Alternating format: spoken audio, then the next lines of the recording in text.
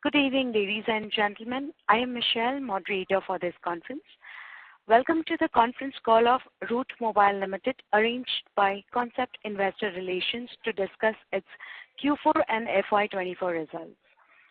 We have with us today Mr. Rajdeep Kumar Gupta, Managing Director and Group CEO, Mr. Gautam Badalia, Group Chief Strategy Officer and Chief Investor Relations Officer, and Mr. Suresh Chankar, Chief Financial Officer.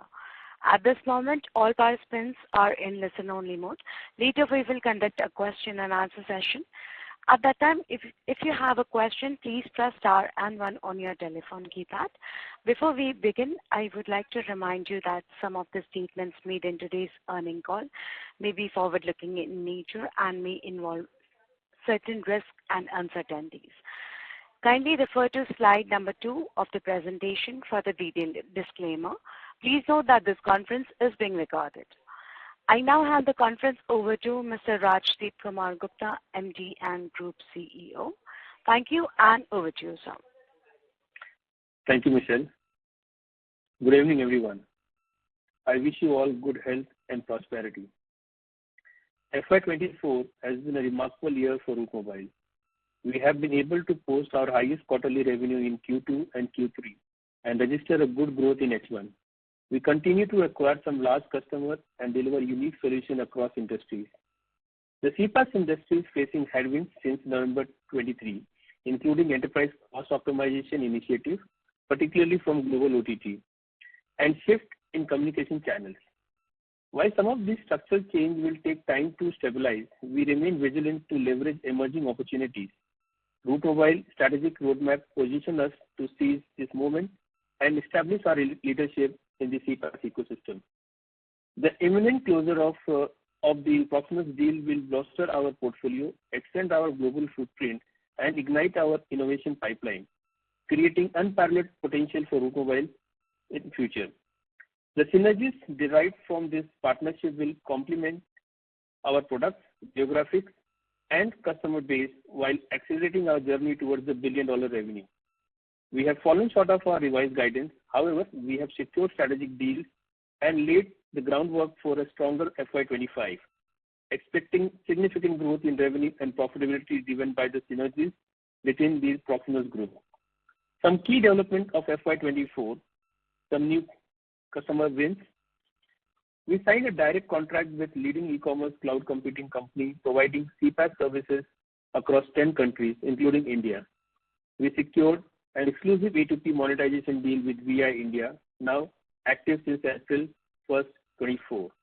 We were appointed as an exclusive partner for A2P monetization with MNO in APAC. We have partnered with Robi Axiata, Bangladesh as a technical enabler sales partner for RCS business messaging. We have installed our map server with Robi, and we want to replicate the same solution with other operators globally. In terms of new product achievement, we pioneered the metro ticket booking across WhatsApp and RCS for select Indian cities, generating the highest user traffic in just 3 hours on WhatsApp business messaging. On the award and recognition, Route Mobile was ranked as Tier 1 vendor in the A2P messaging market impact report by ROCO, excelling in both enterprise and MNO categories. Awarded Juniper's Best Mobile Authentication Solution Platinum Partner Award. Featured as a major provider in Gartner's Magic Quadrant for CPaaS and highlighted in 4 Gartner's Hype Cycle reports. I'm very proud of my team for having delivered a successful financial year and congratulate them on the great performance. Finally, leveraging a solid FY23-24 performance, the Board of Directors has proposed a final dividend of INR 2 rupees per share, following an interim payout of INR 9 rupees per share. Now I will pass it over to Gautam to walk us through the financials in detail. Thank you for your time, and let's continue working towards a successful FY25. Over to you, Gautam. Thank you, Rajdeep. Good evening, everyone. To start with, we've already uploaded our quarterly earnings presentation on our website as well as stock exchange website. Hope you had a chance to go through the presentation. I'll quickly summarize our financial and operating performance during Q4 FY24 and for the full year FY24 before opening the floor for Q&A. Further to what Rajiv said about the current industry dynamics, there were a few related factors highlighted in slide 14 of the earnings presentation, which affected our growth and profitability in FY24. These factors are, the first factor essentially is MRN's, Mr. Messaging's financial performance was adversely impacted in FY24 owing to geopolitical issues in Europe and a particular client of Mr. Messaging undergoing the industry consolidation. So some of these things affected Mr. Messaging's revenue, and that had a financial impact, on the payout as well as on the impairment that's been captured on the financials. There was a sharp devaluation of Naira, and that had impact on the revenue that we earn in the Nigerian market. And there was a provision for an onerous contract, which is already being renegotiated, and hopefully, if things go fine in terms of the renegotiation of these provisions, will be clawed back into the books. In volume terms, moving back to some of the business KPIs, in volume terms, we processed 34 billion transactions in Q4 FY24 and 126 billion in FY24. India continues to be our largest market by termination, accounting for over 48% of our revenue by termination. India termination revenues grew by 19% in FY24. The revenue contribution from US headquartered clients as a percentage of total operating income reduced from 46% in FY23 to 42% in FY24. Revenues from US headquartered customers grew by only 4% during the same period in absolute terms. You may refer to slide 19 for this. Further, Q4 is generally the weakest quarter for Masivian from a seasonality perspective. In terms of the cash flow, we witnessed improvement in the normalized cash flow conversion. In FY24, our normalized CFO to EBITDA conversion was 56% as against 45% in FY23. This is referred in slide 16 of the earnings presentation. We believe there will be marked improvement in the free cash flow generation in FY25. With this backdrop, let me walk you through our financial performance. In terms of Q4 FY24 performance, Q4 revenue from operations grew by 0.8% YOY and declined 0.7% sequentially to 10,170 million INR. Billable transactions stood at over 34 billion in Q4 FY24 as compared to 31 billion in Q3 FY24 and 27 billion in Q4 FY23. Average realization per billable transaction declined to 30 paisa compared to 33 paisa in Q3 FY24 due to a significant increase in the domestic volumes in India. Gross profit margin expanded to 21.8% as compared to 21.3% in Q4 FY23 and 21.2% in Q3 FY24. EBITDA for Q4 decreased by 9.4% YOY and 2.9% QOQ to 1,204 million INR due to reasons mentioned above. Plus, there were a few expenses related to MWC and few other events conducted by the company during the last quarter. EBITDA margin contracted from 13.2% in Q4 FY23 and 12.1% in Q3 FY24 to 11.8%. Profit after tax adjusted for exceptional items declined by 10.3% YOY and 5.3% sequentially to 934 million rupees in Q4 FY24, with PAT margin declining from 10.3% in Q4 FY23 and 9.6% in Q3 FY23 to 9.2% in Q4 FY24. In terms of the full year performance, FY24, revenue from operations grew by 12.7% from 35692 million rupees in FY23 to 40233 million rupees in FY24. In terms of certain KPIs, billable transactions increased from 107 billion in FY23 to 126 billion in FY24. Average realization per billable transaction was 32 paisa as against 33 paisa in FY23. We had a net revenue retention of 106%. Gross profit margin decreased to 21.4% in FY24 versus 22% in FY23.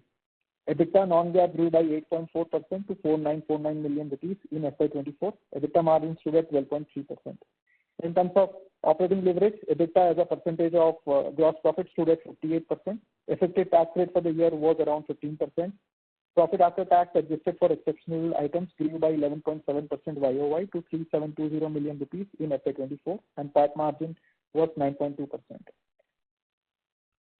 Average receivable days increased to 80 days and payable days increased to 66 days we onboarded 43 employees during Q4 FY24 and 53 employees left during the same period. With this highlights, we open the floor for Q&A. Thank you very much, sir. We will now begin the question and answer session. Anyone who wishes to ask questions may press star and one on their touchtone phone. If you wish to withdraw yourself from the question queue, you may press star and two. Participants are requested to use only handsets while asking a question. Ladies and gentlemen, we will wait for a moment while the question queue assembles.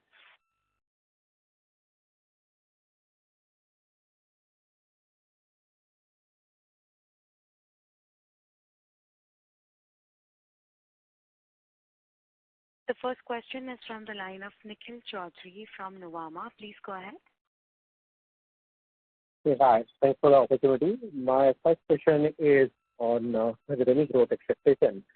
Rajit, Gautam, we have been guiding our revenue growth each year.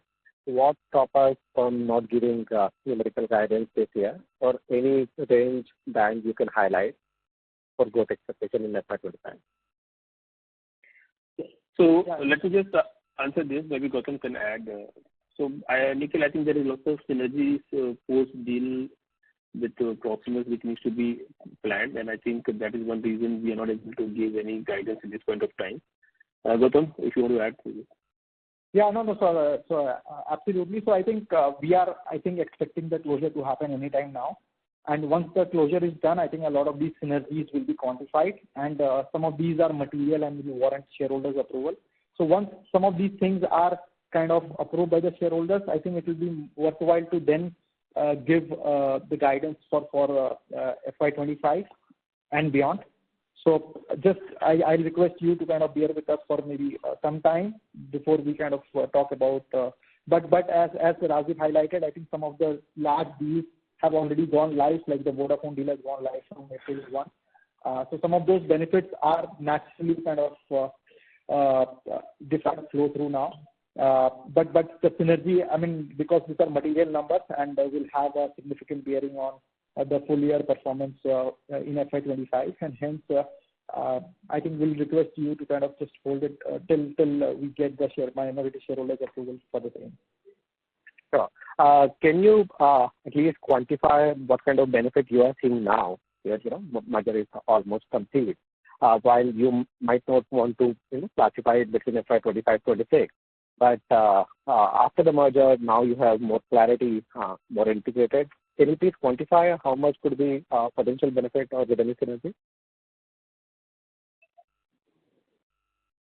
So I think it will be worthwhile for us to kind of validate or give any of those guidance once the transaction is closed. So please bear with us for a few days, I think, for the transaction closure, and then I think we can publicly talk about a lot of these numbers. Sure, Gautam. Also, clearly we are seeing challenges in the ILD revenue side, and ILD revenue continues to decline even in this quarter. Right? Any color and what kind of visibility you have going forward, especially on growth perspective? Nikhil, yeah. Nikhil, I think we went live with Vodafone Idea firewall on 1st of April, and we do see a growth in traffic at our end, and I think our firewall is doing a fantastic job. There were some leakages which we have identified. I think the Vodafone team is already taking action on it.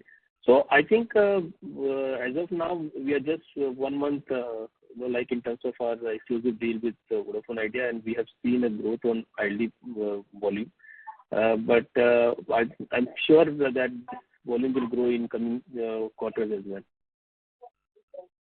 Sure. And just to add, Nikhil, just to add, I think we have, from an Indian ILD standpoint, I think there was a growth. While it was a single-digit growth, we witnessed growth. So there was no decline per se from an Indian ILD standpoint. I think the decline was largely more from a rest of the world standpoint, more to do with Mr. Messaging and Messagian. And seasonally, it's a weak quarter for Messagian. So some of these things had a little bit of a bearing from a growth in volume standpoint. Got it.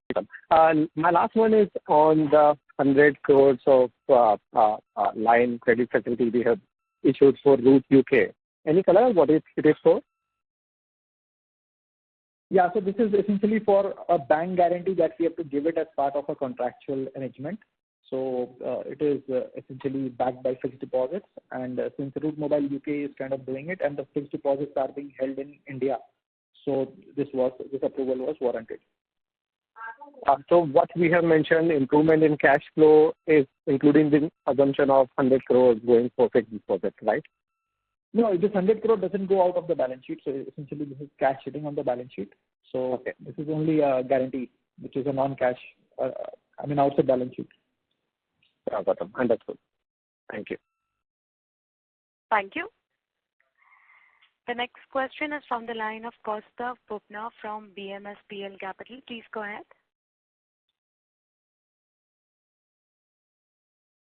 Mr. Bubna, I have unmuted your line. Kindly proceed with your question. As the current participant is not answering, we'll move on to the next question, which is from the line of Dipesh Mehta from Emkay Global. Please go ahead. A couple of questions. First, about the onerous contract. If you can provide some detail about the onerous contract where we made some provision. Second question is about the EBITDA margin. I think you indicated 60 basis points one-off in the 24. Should we even assume that 60 basis points will not recur and your margin should be 60 basis points higher in next fiscal? Third question is about new product. New product, again, quarter on quarter seems to be down. So more like flattish performance. Even though industry and some of your peers have shown good acceleration. So if you can provide some color around it. Thanks. So Dipesh, I will start from question number 3. I don't know what my peer is doing, but as far as our customer onboarding is concerned on RCS or on WhatsApp or on other channel of communication, we are doing fairly well, and we have a great pipeline, and we are definitely looking out to scale this business in coming months. So as a company, I think we are very bullish about this growth potential, which we are right now seeing based on the current pipeline. Gautam, over to you. Yeah. So just adding to that question number 3. So essentially, Masivian has a very good profile of some of these new products that they have been able to cross-sell a lot of these new products. Unfortunately, this is a seasonally weak quarter. But for Masivian, I think we have overall, grown our new products business meaningfully well. But I think Masivian was, because of the seasonality aspect, a little bit of a drag on the new products growth. Coming to the onerous contract, I think the onerous contract, because of confidentiality and because of the competition sensitivities around it, we would not want to kind of call it out, but we can kind of give you a perspective that this is being negotiated, and once the negotiations are through, we'll be able to kind of get some benefits back to the as a write back to the books. So at this point in time, we'll want to reserve our comments on this the onerous contract, but there are active negotiations already happening on this count. And on the second question, I think on the EBITDA margin, so I think Q4 typically we have a little bit of one-off in terms of some of the events that we attend, in terms of our AOP planning that happens, and then plus the drag because of MR. Plus the variable payout as well, I think. Yeah. So some of these things, I think, were a bit of a drag, but some of these things should normalize. We are hopeful. I think MRM should bounce back strongly. So they are kind of working very closely now, I think, across the teams to see whatever synergies they could reach from the group. So I think that's where we are.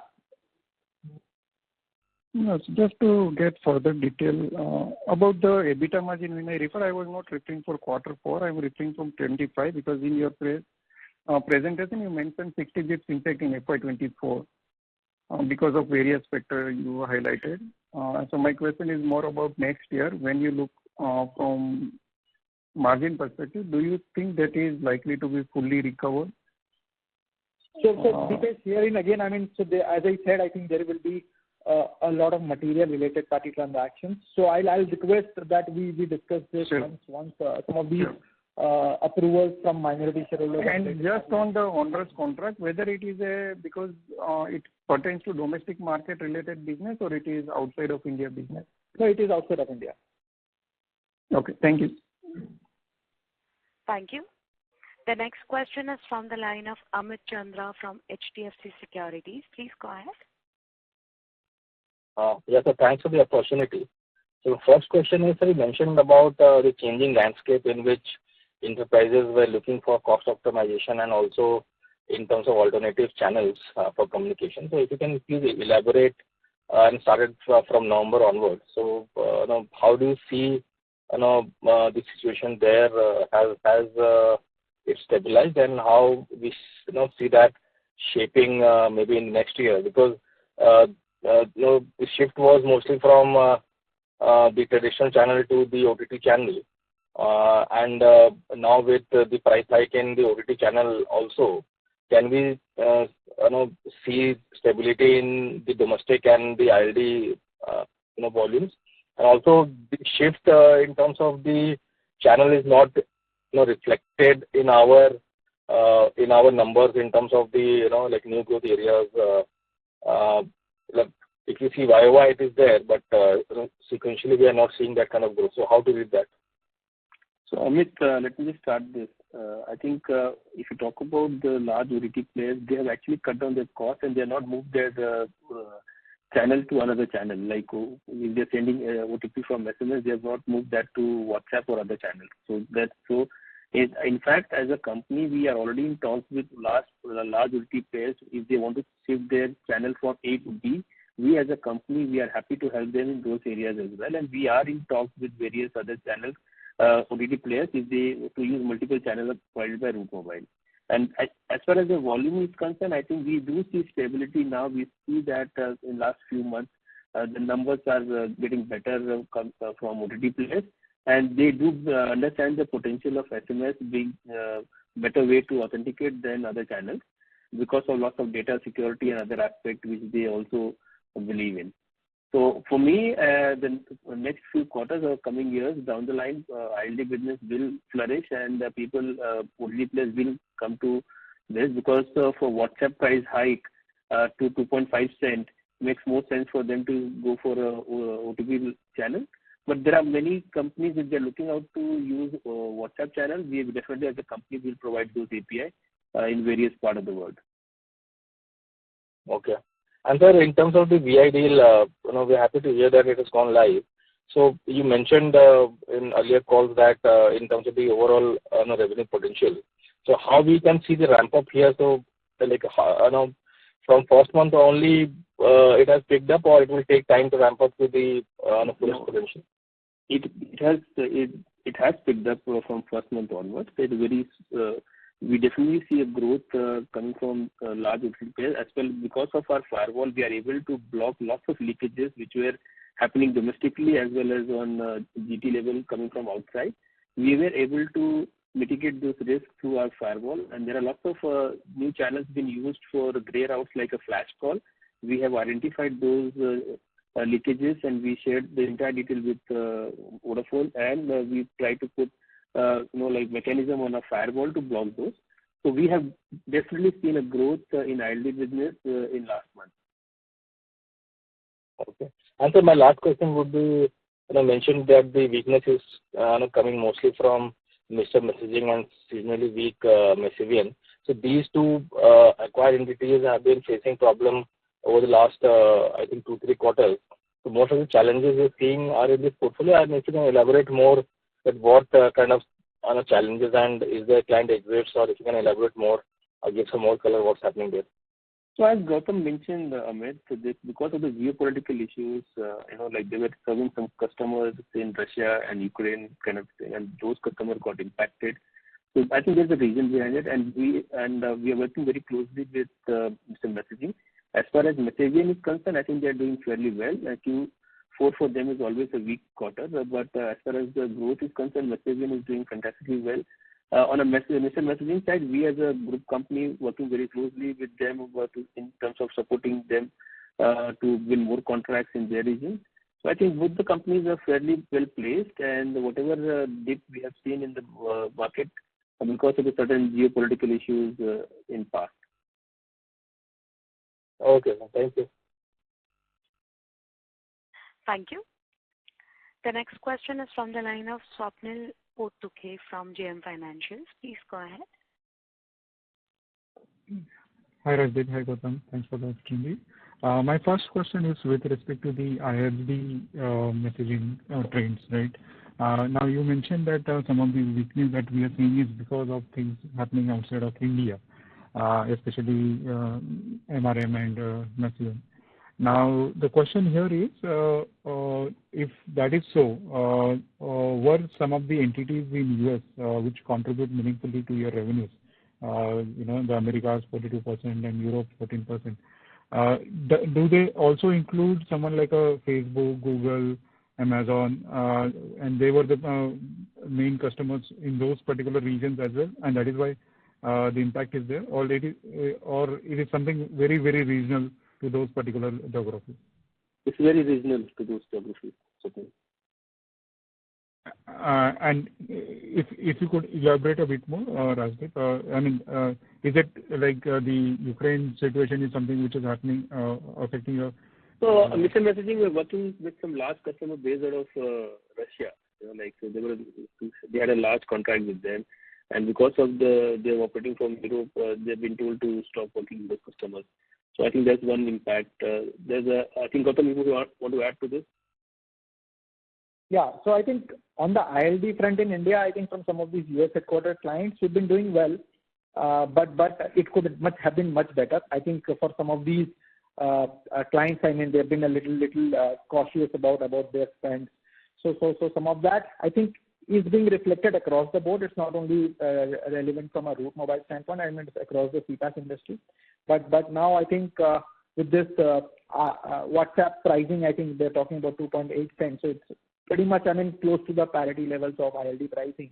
So we believe a lot of these things will come back. Some of the issues related to, as Rajdeep highlighted, MR messaging and messaging are more regional. And once they start to get their traffic back, I think we should do fairly well. But we're waiting for at least some of these ILD traffic to ramp up, especially now with the VI deal going live. So on that, Gautam, at one point of time you mentioned the VI deal has a potential of around $100 million in revenue terms. Does that figure stay the same, or is there any change? Because that was, I think, 2 or 3 quarters back. So yeah. We continue to serve VI even in the previous year. So adjusted for whatever revenue that gets cannibalized, we should do incrementally about 500-600 crores from the VI deal. So I think something you need to also understand the synergy between Proximus, the Telesign and Route Mobile. And I think keeping that in mind, I think we need to understand that there is definitely a potential where we have a direct access of some of the large US customers which we don't have as a Route Mobile as of now.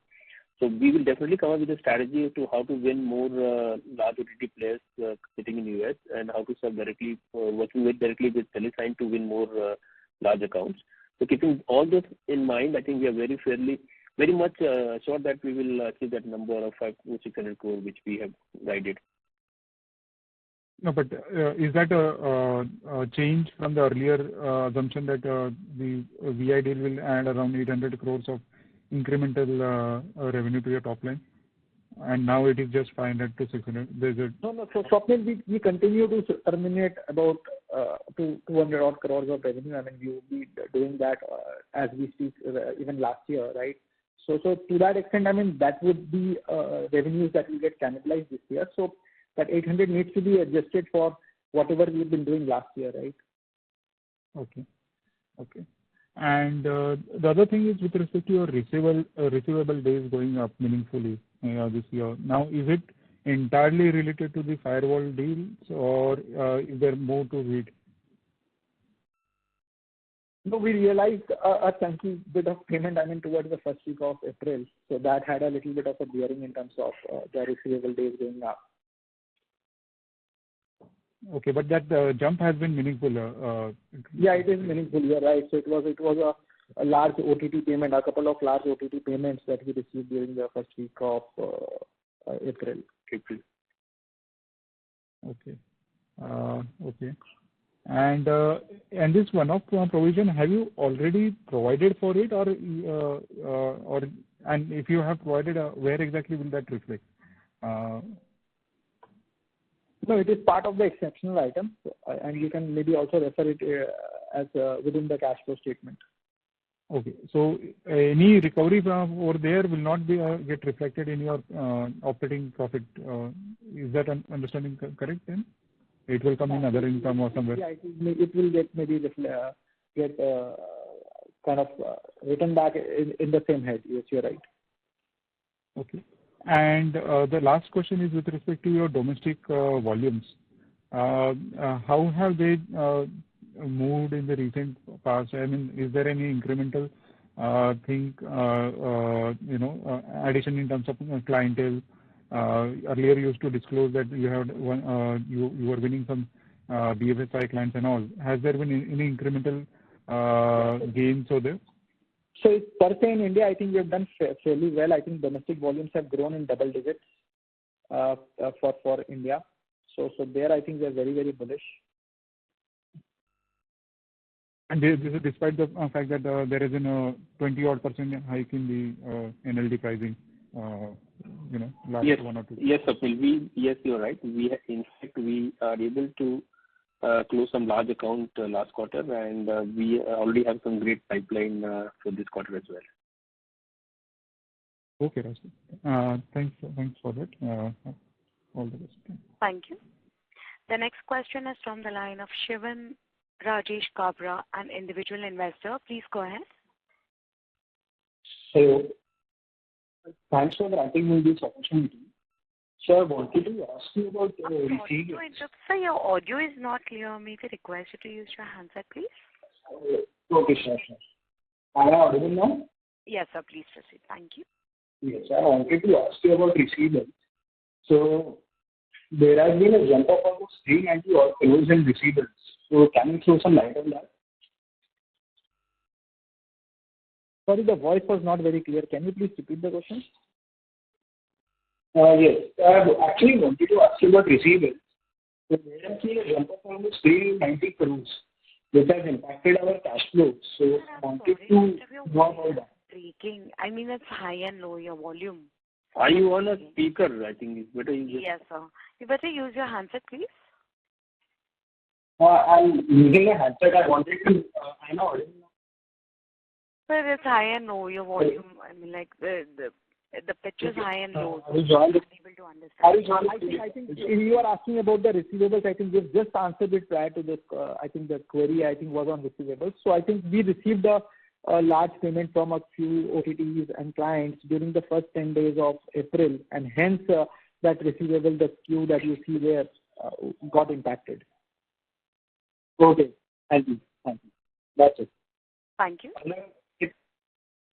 Participants, you may please press star and 1 to ask questions.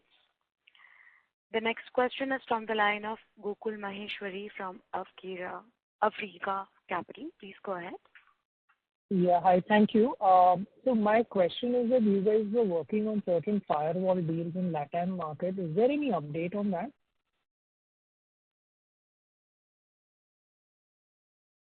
Hello? Hey, hi. So I think it is an ongoing, and these are a little confidential kind of information to be shared publicly. So I think some of these things are being kind of chased by the teams, and they're working closely with those opportunities. As and when they fructify, we'll come back to you with an update. So, secondly, just on the receivables front, if you could just quantify the amount which you would have given as an advance to the telecom operator. I mean, given that it is there in the balance sheet, but the revenue flow has not yet happened for those investments, can you exactly quantify that? Yeah, so I think on the balance sheet, I think it is called out under the cash flow statement in the notes. So about 448 odd crores is what was given out, and out of which I think we would have consumed about 70 odd crores during the year gone by. Okay.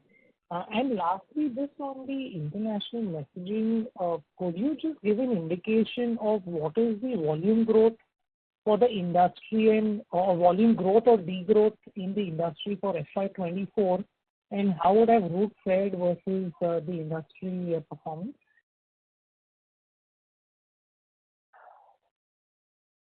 So actually, there is no data published as such, but we have seen a domestic growth in various markets wherever we work in a domestic market, whether it's the Middle East, Africa, or India, or other Asian countries where we directly operate and work with enterprises.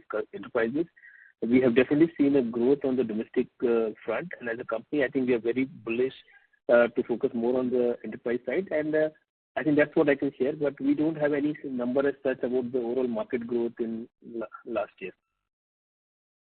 Okay, great. Thank you so much. Thank you. The next question is from the line of Dipesh Mehta from Emkay Global. Please go ahead. Yeah, just one performance number for MRM and Masivian. If you can give some revenue and EBITDA kind of thing, even maybe QOQ or YY some comparison, how they fare. Second question on the receivable. If I look 3 months, above 3 months, it is 18%. It seems to be slightly higher than usual trend. If you can, I understand you said some of the payment you received, but above 3 months, 18 months seems to be on higher side. If you can give some sense.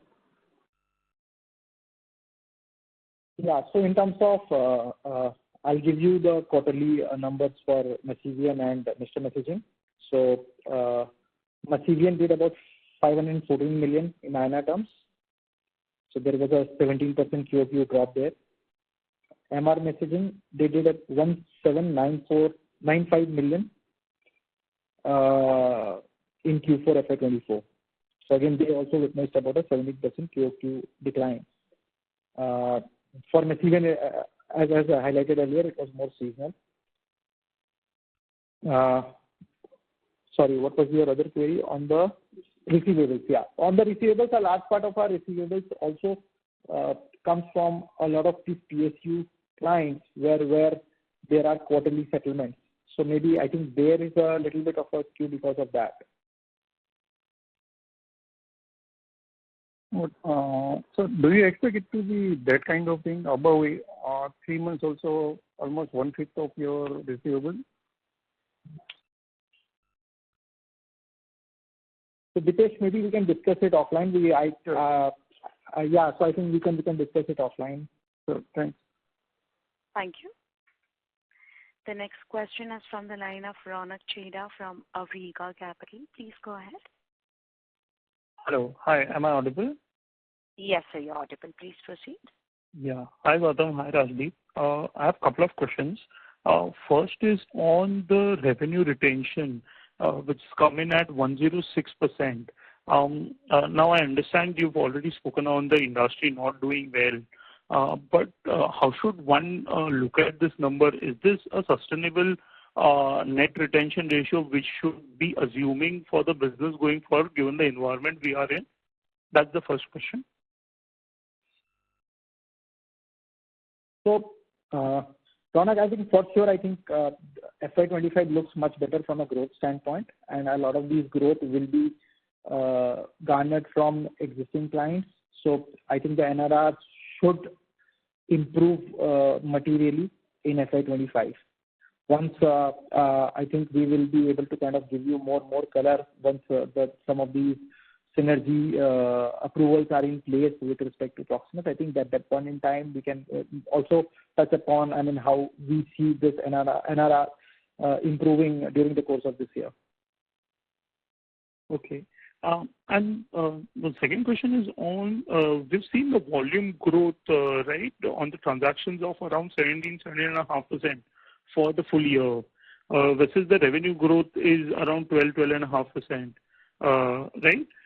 So when you tie up this, what I think what I'm trying to gauge is how should we look at the volume, because you mentioned that now there is some volume has gone and exited the system, and some of this has changed the channel. The volumes which have changed the channel should still be part of this number, right? So how should we look at the volume which is exited? A significant increase of these volumes is attributable to domestic volumes, which is at a much lower realization. Okay. So for a full year basis, qualitatively, ILD volumes would have declined for us? No, ILD volumes have increased. For the full year? One second. Yes. For the full year. Yeah, for the full year, ILD volumes have come up because I think there was a price increase also during the course of the year. No, I am asking on the volume basis. Yeah, because of the price increase, the volumes have come off. Yes. Yeah, there was a decline in the ILD pricing. You're right. ILD volumes, sorry.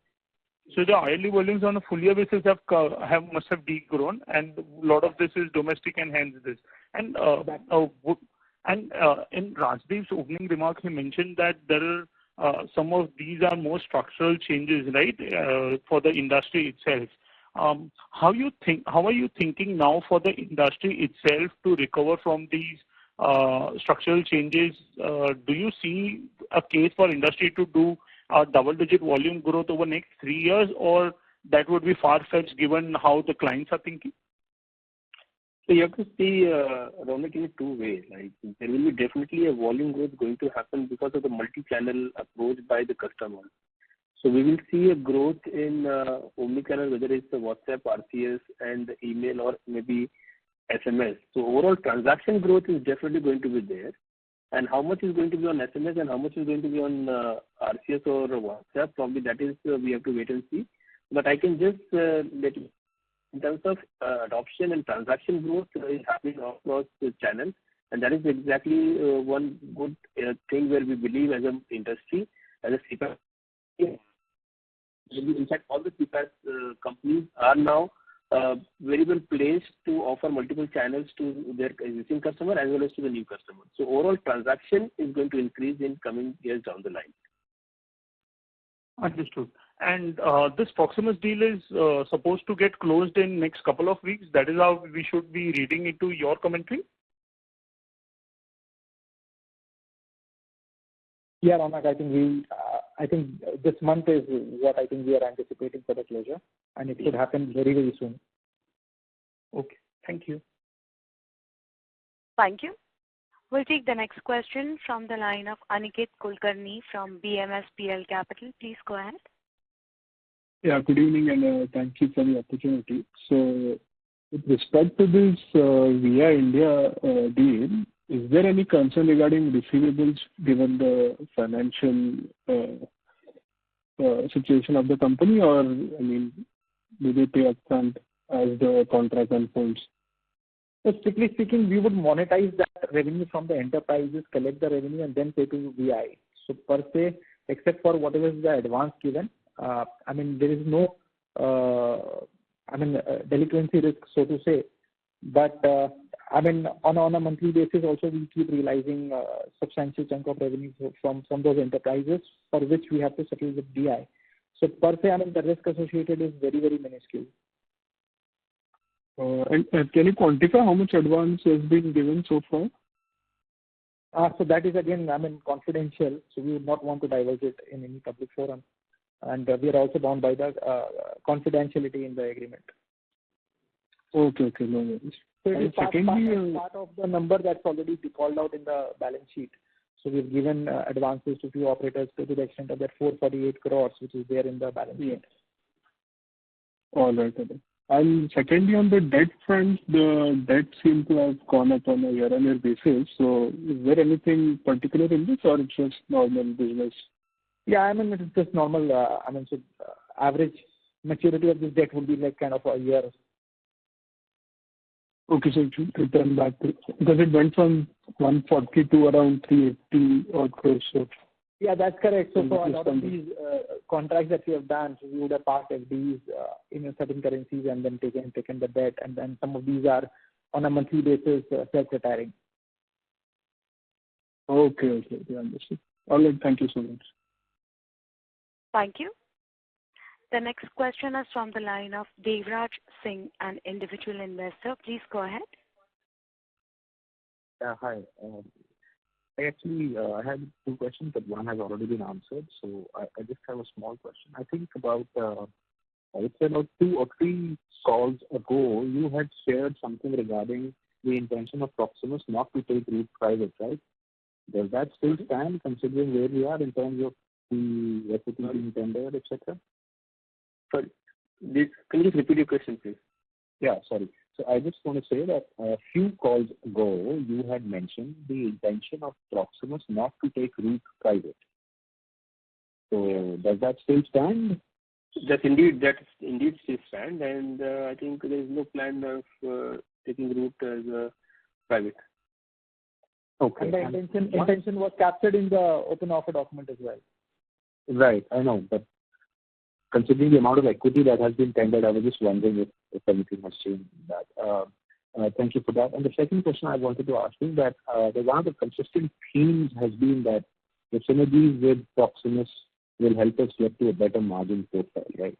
So considering the deal has been in the works for a long time now, I just want to know what sort of margin profile is all the new products that have been launched. I'm seeing that the new product revenue is approximately 20 to 50 or something like that. So I just want to understand what sort of margin profile are the new products shown? Yeah, so the new products, I mean, most of the new products entail a much higher margin than the SMS margin. So right. It could be, that would be around. Yeah, it could vary from 30% to 75-80%. In case of emails, right? So at a blended level, it should be around that 30-35%. 30% or so. Okay, that's what was guided earlier as well. So that's yes. Thanks. Thank you so much. Thank you. Participants, you may press star and 1 to ask questions. The next question is from the line of Ritu Shah from Janak Merchant. Please go ahead. Hello? Yes, ma'am. Please proceed. Yeah, so I just wanted to ask, so what's the purpose of giving a security deposit to the MNOs?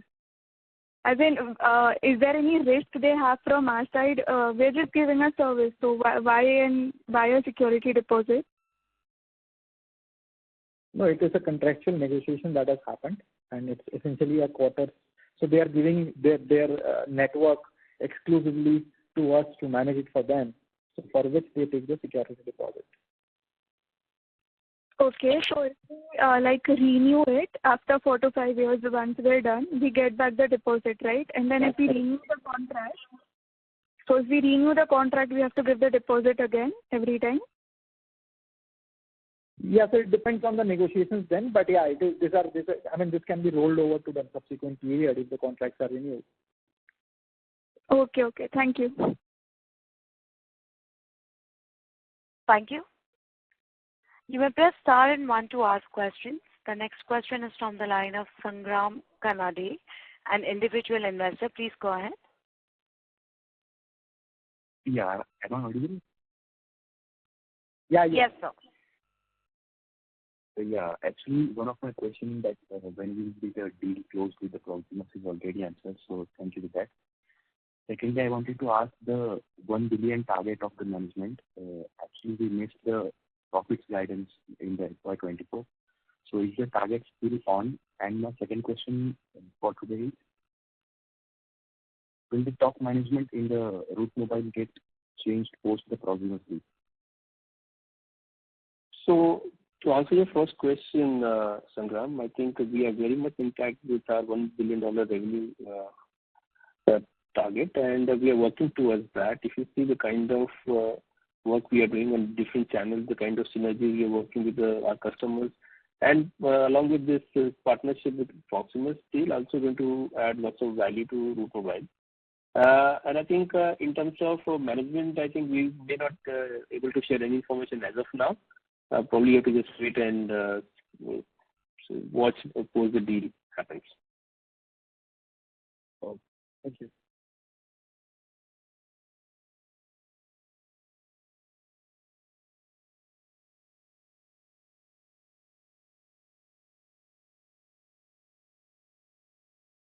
Thank you.